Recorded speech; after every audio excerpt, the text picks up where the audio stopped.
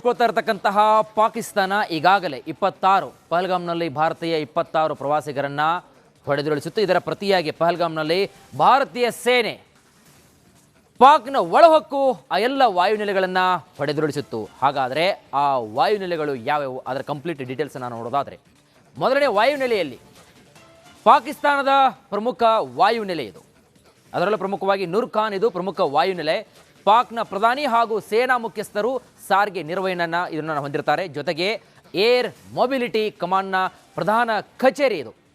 ಭಾರತದ ದಾಳಿಗೆ ರನ್ವೇಯಲ್ಲಿ ಸಂಪೂರ್ಣ ನಾಶವಾಗಿದೆ ಈ ಒಂದು ನೂರ್ ಖಾನ್ ವಾಯುನೆಲೆ. ಎರಡನೇದಾಗಿ ಸಿಯಾಲ್ಕೋಟ್. ಈ ಒಂದು ಸಿಯಾಲ್ಕೋಟ್ ವಾಯುನೆಲೆಯಲ್ಲಿ ಉಗ್ರರ ತಯಾರಿಕಾ ಫ್ಯಾಕ್ಟರಿ ಅಂತ ಹೇಳಲಾಗ್ತಾ ಇತ್ತು. ಹಿಜ್ಬುಲ್ ಮುಜಾಹಿದ್ದೀನ್ ತರಬೇತಿ ಶಿಬಿರ ಕೂಡ ಇದೇ ಒಂದು ವಾಯುನೆಲೆಯಲ್ಲಿತ್ತು. ಜೊತೆಗೆ ಭಯೋತ್ಪಾದಕ ನೆಲೆಗಳನ್ನು ಗುರಿಯಾಗಿಸಿಕೊಂಡು ದಾಳಿ ಮಾಡ್ತಕ್ಕಂತಹ ಒಂದು ಸೆಂಟರ್ ಕೂಡ ಇದಾಗಿತ್ತು. ಇನ್ನು ಚುನಿಯನ್ ವಾಯುನೆಲೆ, ಪಾಕಿಸ್ತಾನದ ಪ್ರಮುಖ ವಾಯುನೆಲೆಗಳಲ್ಲಿ ಈ ಒಂದು ಚುನಿಯನ್ ವಾಯುನೆಲೆ ಕೂಡ ಒಂದು. ಪಂಜಾಬ್ ಪ್ರಾಂತ್ಯದಲ್ಲಿರ್ತಕ್ಕಂತಹ ವಾಯುನೆಲೆ ಇದು ಈ ವಾಯುನೆಲೆ ಇದೆಯಲ್ಲ, ಲಾಹೋರ್ನಿಂದ ಸುಮಾರು 70 ಕಿಲೋಮೀಟರ್ ದೂರದಲ್ಲಿರ್ತಕ್ಕಂತಹ ಒಂದು ವಾಯುನೆಲೆ ಇದು ಚುನಿಯನ್ ವಾಯುನೆಲೆ. ಇನ್ನು ಮುಂದೆ ನೋಡೋದಾದರೆ ಸರ್ಗೋದಾ ಏರ್ಫೀಲ್ಡ್. ಸರ್ಗೋದಾ ಏರ್ಫೀಲ್ಡ್ ಇದು ಬೇಸ್ ಮುಷಾಫ್ ಅಂತ ಕರೆಯಲ್ಪಡುತ್ತೆ. ಮತ್ತೊಂದು ಹೆಸರಾಗಿ ಅಂತಾರಾಷ್ಟ್ರೀಯ ಗಡಿಯಿಂದ 270 ಕಿಲೋಮೀಟರ್ ದೂರ ಇರತಕ್ಕಂಥದ್ದು ಈ ಒಂದು ವಾಯುನೆಲೆ. ಭಾರತ ರನ್ವೇಯನ್ನು ಬಳಸಲಾಗದಂತೆ ಮಾಡಿದೆ ಈ ಒಂದು ವಾಯುನೆಲೆ. ಇನ್ನು ರಹೀಮ್ ಯಾರ್ ಖಾನ್ ವಾಯುನೆಲೆ, ಇದರ ಬಗ್ಗೆ ಹೇಳೋದಾದರೆ ಪಂಜಾಬ್ನಲ್ಲಿರ್ತಕ್ಕಂತಹ ವಿಮಾನ ನಿಲ್ದಾಣದ ರಾಜಸ್ಥಾನದ ಗಡಿಗೆ ಇದು ನಿಕಟ ಸಮೀಪ ಇರತಕ್ಕಂತಹ ಒಂದು ಪ್ರಮುಖ ವಿಮಾನ ನಿಲ್ದಾಣ ಅಂತ ಹೇಳ್ಬೋದು. ಜೊತೆಗೆ ಭಾರತ ಹಾರಿಸಿದಂತಹ ಕ್ಷಿಪಣಿಯಿಂದ ಈ ರನ್ವೇ ಸಂಪೂರ್ಣವಾಗಿ ಡೆಸ್ಟ್ರಾಯ್ ಆಗಿರ್ತಕ್ಕಂಥದ್ದು. ಇನ್ನು ಮುರೀದ್ ವಾಯುನೆಲೆ. ಈ ಮುರೀದ್ ವಾಯುನೆಲೆ ರಾವಲ್ಪಿಂಡಿಯ ಚಕ್ಲಾದಲ್ಲಿರುವಂತಹ ವಾಯುನೆಲೆ. ಇನ್ನು ಈ ಹಿಂದೆ PIF ಬೇಸ್ ಅಂತ ಇದನ್ನು ಕರೆಯಲಾಗ್ತಾ ಇತ್ತು. ಇದು ಪಾಕಿಸ್ತಾನದ ಏರ್ ಮೊಬಿಲಿಟಿ ಕಮಾಂಡ್ ಮುಖ್ಯ ಕೇಂದ್ರವಾಗಿರ್ತಕ್ಕಂಥದ್ದು. ಇದು ಪಾಕಿಸ್ತಾನದ ವೈಮಾನಿಕ ಶಕ್ತಿಯ ಮುಖ್ಯ ನಾಡಿಯಾಗಿದೆ ಹಾಗೂ ವೈಮಾನಿಕ ಶಕ್ತಿಯ ಮುಖ್ಯ ಕೇಂದ್ರ ಕೂಡ ಈ ಒಂದು ಮುರೀದ್ ವಾಯುನೆಲೆ ಆಗಿತ್ತು. ಜೊತೆಗೆ ಇನ್ನು ಸುಕ್ಕೂರ್ ರಾಡಾರ್ ಸಿಂಧ್. ಇನ್ನು ಸುಕ್ಕೂರ್ ಅಂತಕ್ಕಂಥದ್ದು ಇದು ಸಿಂಧ್ ಪ್ರಾಂತದಲ್ಲಿರ್ತಕ್ಕಂತಹ ಒಂದು ಪ್ರಮುಖ ಏರ್ಬೇಸ್. ಇತ್ತೀಚೆಗೆ ಉದ್ಘಾಟನೆಗೊಂಡಿರ್ತಕ್ಕಂತಹ ಇದು ಅತ್ಯಾಧುನಿಕ ತುಂಬ ಅಡ್ವಾನ್ಸ್ಡ್ ಟೆಕ್ನಾಲಜಿ ಹೊಂದಿರತಕ್ಕಂಥ ಒಂದು ಏರ್ಬೇಸ್ ಇದು. ಇನ್ನು ಇದೇ ಏರ್ಬೇಸ್ನಲ್ಲಿ F-16A 15 ADF ವಿಮಾನಗಳ ಒಂದು ಪ್ರಮುಖ ನೆಲೆಯಾಗಿತ್ತು ಈ ಒಂದು ಕೇಂದ್ರದಲ್ಲಿ. ಇನ್ನು ಬೋಲಾರಿ ವಾಯುನೆಲೆ, ಇದು ಸಿಂಧ್ ಪ್ರಾಂತ್ಯದ ಜಮ್ಶೋರೋ ಜಿಲ್ಲೆಯಲ್ಲಿದೆ. ಜೊತೆಗೆ ಬೋಲಾರಿ ಪಟ್ಟಣದ ಸಮೀಪ ಇರತಕ್ಕಂತಹ ಒಂದು ಪ್ರಮುಖ ವಾಯುನೆಲೆ.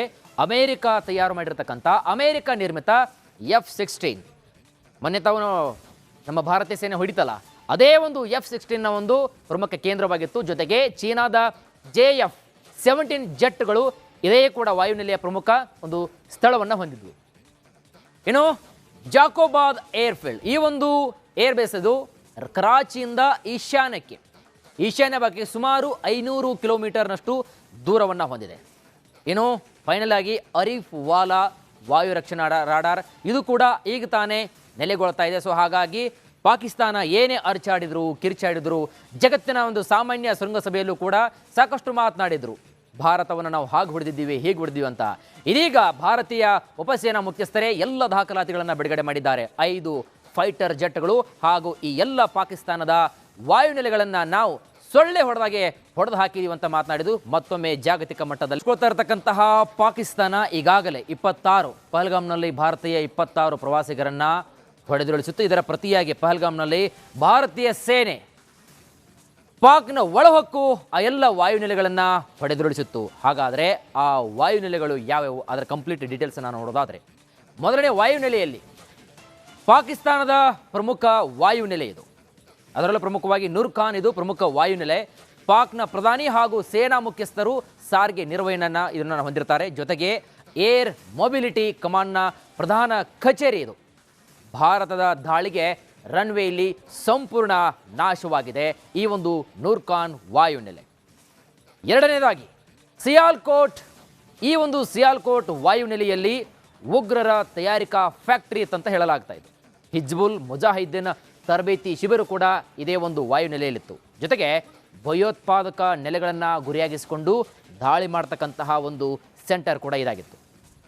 ಇನ್ನು ಚುನಿಯನ್ ವಾಯುನೆಲೆ, ಪಾಕಿಸ್ತಾನದ ಪ್ರಮುಖ ವಾಯುನೆಲೆಗಳಲ್ಲಿ ಈ ಒಂದು ಚುನಿಯನ್ ವಾಯುನೆಲೆ ಕೂಡ ಒಂದು. ಪಂಜಾಬ್ ಪ್ರಾಂತ್ಯದಲ್ಲಿರ್ತಕ್ಕಂತಹ ವಾಯುನೆಲೆ ಇದು ಈ ವಾಯುನೆಲೆ ಇದೆಯಲ್ಲ, ಲಾಹೋರ್ನಿಂದ ಸುಮಾರು 70 ಕಿಲೋಮೀಟರ್ ದೂರದಲ್ಲಿರ್ತಕ್ಕಂತಹ ಒಂದು ವಾಯುನೆಲೆ ಇದು ಚುನಿಯನ್ ವಾಯುನೆಲೆ. ಇನ್ನು ಮುಂದೆ ನೋಡೋದಾದರೆ ಸರ್ಗೋದಾ ಏರ್ಫೀಲ್ಡ್. ಸರ್ಗೋದಾ ಏರ್ಫೀಲ್ಡ್ ಇದು ಬೇಸ್ ಮುಷಾಫ್ ಅಂತ ಕರೆಯಲ್ಪಡುತ್ತೆ. ಮತ್ತೊಂದು ಹೆಸರಾಗಿ ಅಂತಾರಾಷ್ಟ್ರೀಯ ಗಡಿಯಿಂದ 270 ಕಿಲೋಮೀಟರ್ ದೂರ ಇರತಕ್ಕಂಥದ್ದು ಈ ಒಂದು ವಾಯುನೆಲೆ. ಭಾರತ ರನ್ವೇಯನ್ನು ಬಳಸಲಾಗದಂತೆ ಮಾಡಿದೆ ಈ ಒಂದು ವಾಯುನೆಲೆ.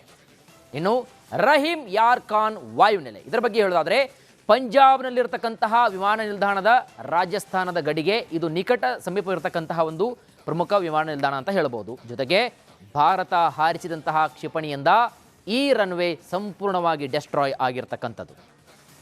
ಇನ್ನು ಮುರೀದ್ ವಾಯುನೆಲೆ, ಈ ಮುರೀದ್ ವಾಯುನೆಲೆ ರಾವಲ್ಪಿಂಡಿಯ ಚಕ್ಲಾದಲ್ಲಿರುವಂತಹ ವಾಯುನೆಲೆ. ಇನ್ನು ಈ ಹಿಂದೆ PAF ಬೇಸ್ ಅಂತ ಇದನ್ನು ಕರೆಯಲಾಗ್ತಾ ಇತ್ತು. ಇದು ಪಾಕಿಸ್ತಾನದ ಏರ್ ಮೊಬಿಲಿಟಿ ಕಮಾಂಡ್ ಮುಖ್ಯ ಕೇಂದ್ರವಾಗಿರ್ತಕ್ಕಂಥದ್ದು. ಇದು ಪಾಕಿಸ್ತಾನದ ವೈಮಾನಿಕ ಶಕ್ತಿಯ ಮುಖ್ಯ ನಾಡಿಯಾಗಿದೆ ಹಾಗೂ ವೈಮಾನಿಕ ಶಕ್ತಿಯ ಮುಖ್ಯ ಕೇಂದ್ರ ಕೂಡ ಈ ಒಂದು ಮುರೀದ್ ವಾಯುನೆಲೆ ಆಗಿತ್ತು. ಜೊತೆಗೆ ಇನ್ನು ಸುಕ್ಕೂರ್ ರಾಡಾರ್ ಸಿಂಧ್, ಇನ್ನು ಸುಕ್ಕೂರ್ ಅಂತಕ್ಕಂಥದ್ದು ಇದು ಸಿಂಧ್ ಪ್ರಾಂತದಲ್ಲಿರ್ತಕ್ಕಂತಹ ಒಂದು ಪ್ರಮುಖ ಏರ್ಬೇಸ್.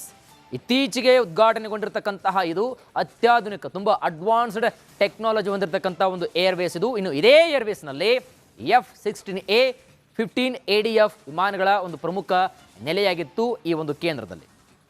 ಇನ್ನು ಬೋಲಾರಿ ವಾಯುನೆಲೆ, ಇದು ಸಿಂಧ್ ಪ್ರಾಂತ್ಯದ ಜಮ್ಶೋರೋ ಜಿಲ್ಲೆಯಲ್ಲಿದೆ. ಜೊತೆಗೆ ಬೋಲಾರಿ ಪಟ್ಟಣದ ಸಮೀಪವಿರತಕ್ಕಂತಹ ಒಂದು ಪ್ರಮುಖ ವಾಯುನೆಲೆ. ಅಮೇರಿಕ ತಯಾರು ಮಾಡಿರ್ತಕ್ಕಂಥ ಅಮೇರಿಕ ನಿರ್ಮಿತ F-16, ಮೊನ್ನೆ ತಾವು ನಮ್ಮ ಭಾರತೀಯ ಸೇನೆ ಹೊಡಿತಲ್ಲ, ಅದೇ ಒಂದು F-16ನ ಒಂದು ಪ್ರಮುಖ ಕೇಂದ್ರವಾಗಿತ್ತು. ಜೊತೆಗೆ ಚೀನಾದ JF-17 ಜೆಟ್ಗಳು ಇದೇ ಕೂಡ ವಾಯುನೆಲೆಯ ಪ್ರಮುಖ ಒಂದು ಸ್ಥಳವನ್ನು ಹೊಂದಿದ್ವು. ಇನ್ನು ಜಾಕೋಬಾದ್ ಏರ್ಫೀಲ್ಡ್, ಈ ಒಂದು ಏರ್ಬೇಸ್ ಇದು ಕರಾಚಿಯಿಂದ ಈಶಾನ್ಯ ಭಾಗಕ್ಕೆ ಸುಮಾರು 500 ಕಿಲೋಮೀಟರ್ನಷ್ಟು ದೂರವನ್ನು ಹೊಂದಿದೆ. ಇನ್ನು ಫೈನಲ್ ಆಗಿ ಅರಿಫ್ ವಾಲಾ ವಾಯು ರಕ್ಷಣಾ ರಾಡಾರ್, ಇದು ಕೂಡ ಈಗ ತಾನೇ ನೆಲೆಗೊಳ್ತಾ ಇದೆ. ಸೊ ಹಾಗಾಗಿ ಪಾಕಿಸ್ತಾನ ಏನೇ ಅರಚಾಡಿದ್ರು, ಕಿರ್ಚಾಡಿದ್ರು, ಜಗತ್ತಿನ ಒಂದು ಸಾಮಾನ್ಯ ಶೃಂಗಸಭೆಯಲ್ಲೂ ಕೂಡ ಸಾಕಷ್ಟು ಮಾತನಾಡಿದ್ರು, ಭಾರತವನ್ನು ನಾವು ಹಾಗೆ ಹೊಡೆದಿದ್ದೀವಿ, ಹೀಗೆ ಹೊಡೆದಿದ್ದೀವಿ ಅಂತ.